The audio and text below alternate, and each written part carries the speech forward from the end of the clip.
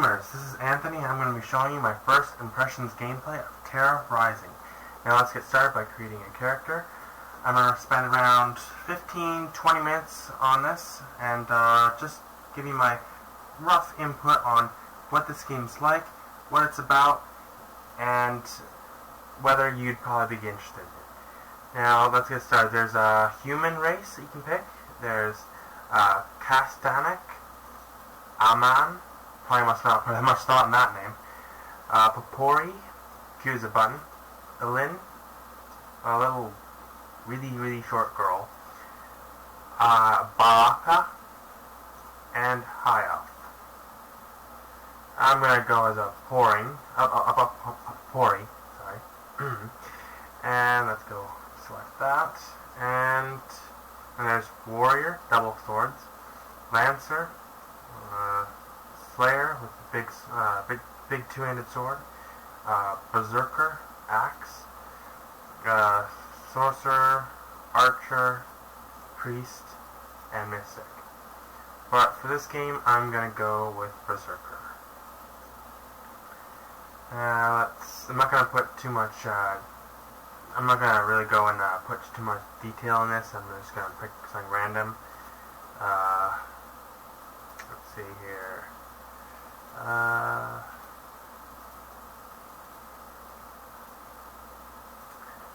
Let's go with this bunny. Let's go with this bunny here. And I'll be bunny Guru. And finish.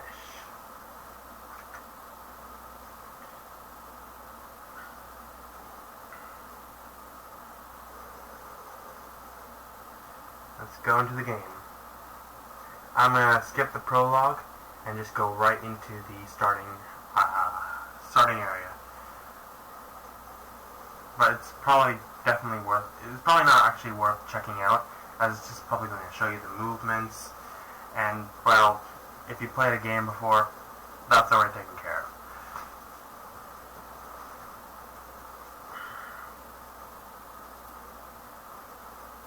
And here it shows you the controls you get to use on your keyboard and mouse.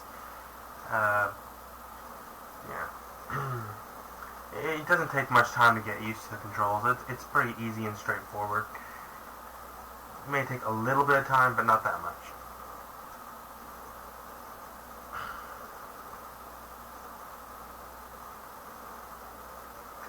And it shows you a little starting of the storyline, and I'll be skipping this, but you should definitely check it out if it's your first time playing. And then I'm going to close that, and let's get our first quest.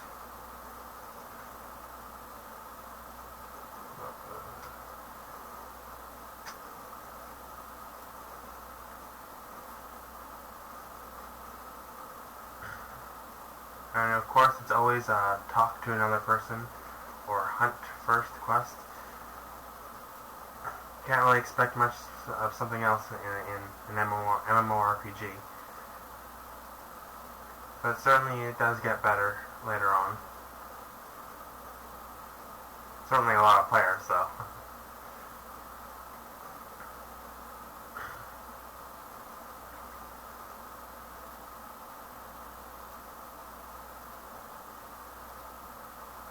The starting area does take quite a decent amount of time to go through, and so if you're going to start the game, I recommend you start it with a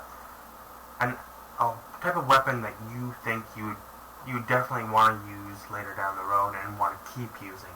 So if you want to delete your character, I recommend you do it at the very beginning if you're just seeing how the mechanics work out with each weapon, because you don't want to really go down all the way and then find out you don't really want to keep going with this type of weapon, because it does get harder and much more interesting. Let's go with. Now we gotta hunt for these wood-like monsters that are going to be coming up. It's going to be pretty easy. Now, where are they?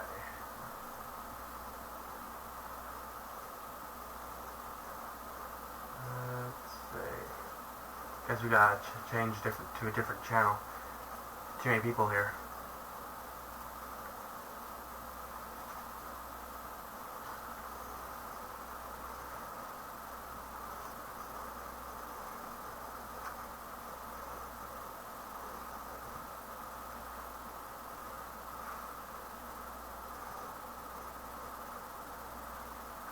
Okay, so here we are. Here's the monster I gotta hunt. Now we just go right up, and then we start left clicking, doing a bunch of attacks on him. And you gotta also kind of dodge these attacks, but the damage isn't that bad right now, so there's no real point in doing this such.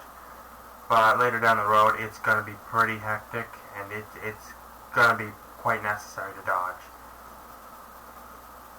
So there's 3 more of these things.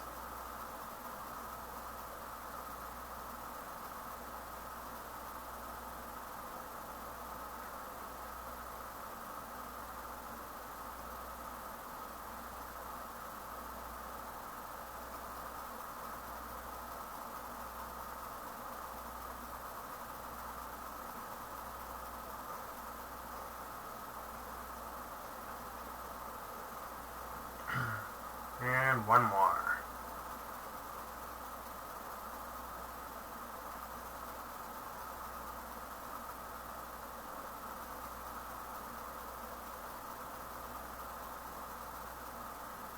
And there we are. All 4 of them are taken care of. Now we just go down this road. And, oh wait, there's one guy we have to go talk to behind us.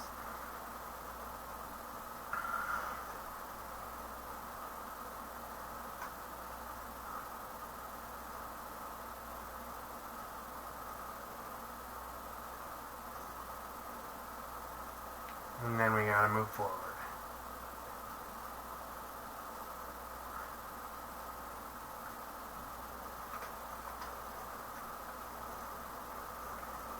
There's one more guy with a quest here,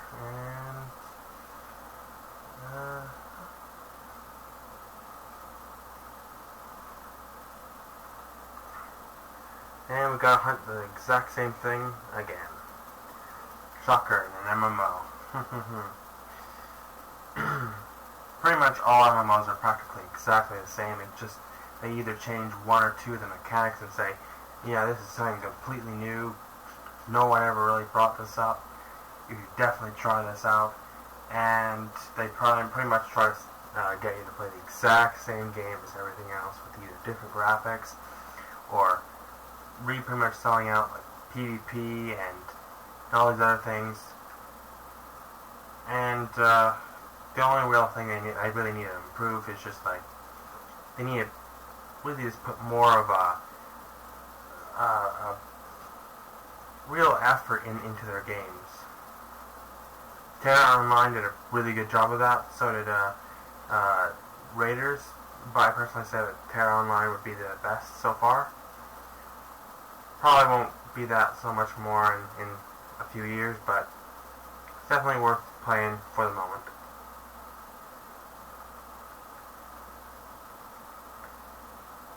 There's a couple more monsters here, and these monsters that you gotta hunt all have a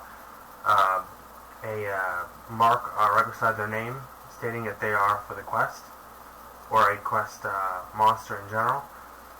And yeah, and all the other ones just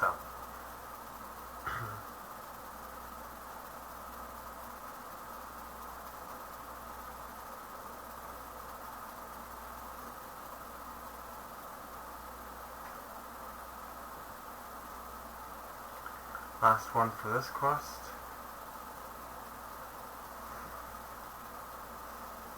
Another thing about these things, about this game, is that not all areas allow you to be able to just tag down a whole bunch of monsters together and kill them, but the experience is pretty good, and so you don't really need to do that, but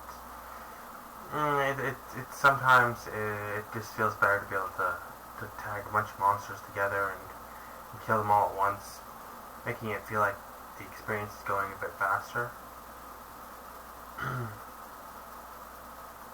But the monsters get pretty tough later on, so it's definitely best going only one at a time. So now we go to the next area.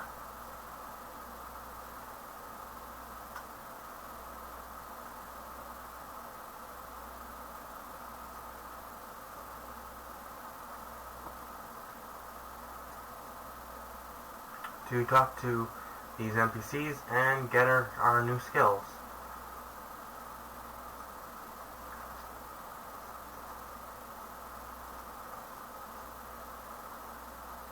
These ones with red question marks on it is storyline quests, and so it's best to complete those ones. The other ones are only side marked. They aren't so important. But, all quests are pretty much important. So then here we can learn our skills. Let's see what we can get. Cyclone, level 1. And you pay money to go and get these things, which is kind of good because then you have to go and get skill points and then work your way through picking which one you want and finding out you have to go and redo it later on. Now you can just pretty much get it all and then work things out later on and just pick which skills you want to use, which is a lot better, I personally believe.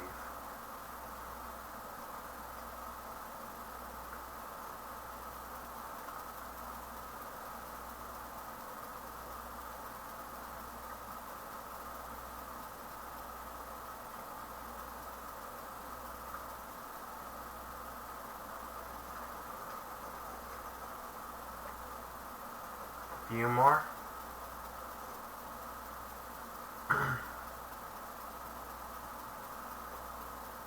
And definitely a lot of players play this game. Like it's just amazing. You definitely won't get lonely in here.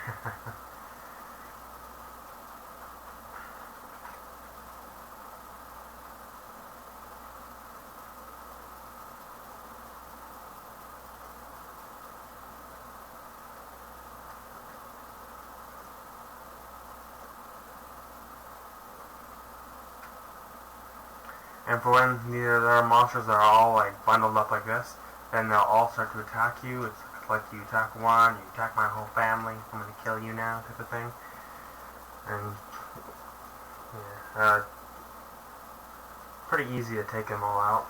Middle one, the biggest one is like is usually pretty weak as well as the other ones, but the other ones are like 1 or 2 hits. You usually just take them all out with like one skill or so. Pretty easy.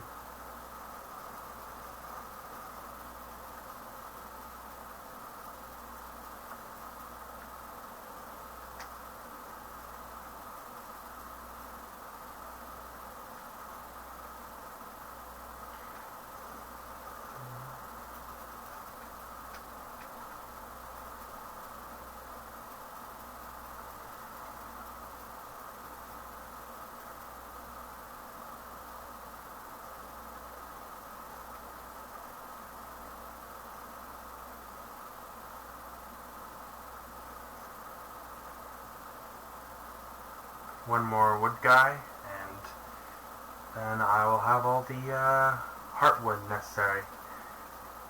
And of course the music on this game is also pretty good. It's sort of worth checking out if you really like very well done music. Like it's just really good stuff.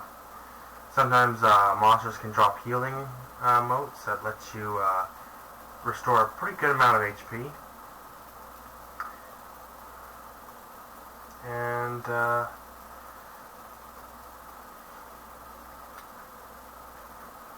and also regenerated ones too, allowing you to get a little bit of HP back over a period of time, which is also good.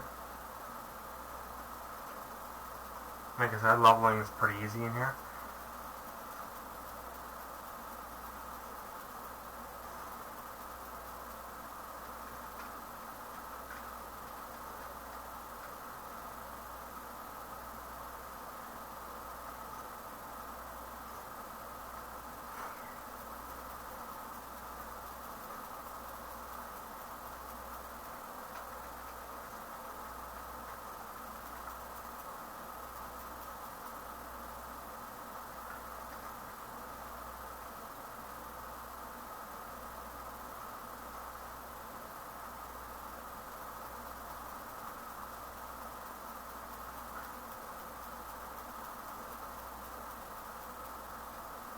And there we go. Now that's all the items. And we just turn them in and keep going. It's going to be like this for quite a while. And then once you're done on this area, you get to go to a city, and then you end up having to go to a small town, which then you have to pretty much run around that. It doesn't really get too much more interesting, pretty much the same thing, but the combat system is really good, and it's definitely worth playing because of that. And it's certainly not like every other game, definitely. And yeah, this game is definitely worth checking out compared to most others. Well, I think this is going to be about it for me. Hope you enjoyed this gameplay, and I hope you rate and subscribe to my video down below. Hope you enjoy Terra Online if you decide to play it. Peace out.